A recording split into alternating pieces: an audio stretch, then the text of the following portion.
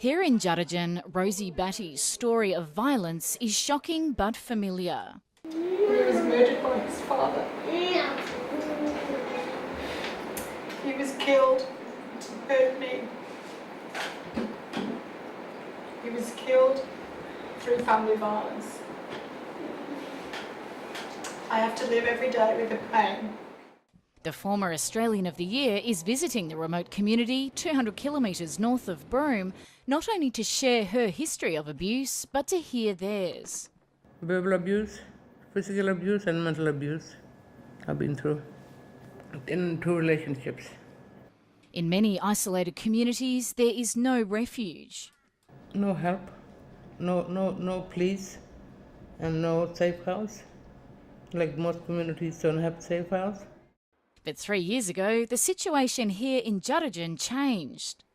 Local women successfully lobbied for a safe house. Other Kimberley communities are not so lucky. You know, we've seen some repeated attacks with all sorts of weapons, belt buckles, rocks, you know, hoses, hammers, wheel braces. Prosecuting offenders in isolated communities is difficult. Even the ones where there is a police presence, but they will report it. But they know if they report it, chances are they're going to be assaulted again by the perpetrator. For Kimberley MP Josie Farah, domestic violence is a personal issue. 20 years ago, her sister was murdered by her partner, leaving Ms Farah to raise the 4 children. In the last few years, we've had mothers take their own lives. And I think it's because the failed services that should have been provided.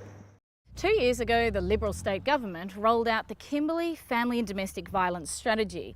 It funds 6 shelters across the region and programs targeting both the victims and perpetrators of the violence. But outreach to remote communities is expensive and rarely happens.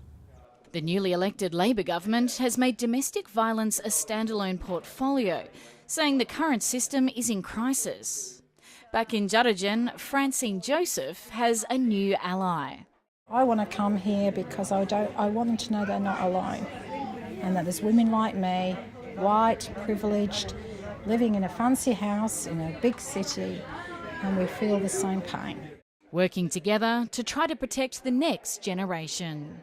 Erin Park, ABC News, Juddigen.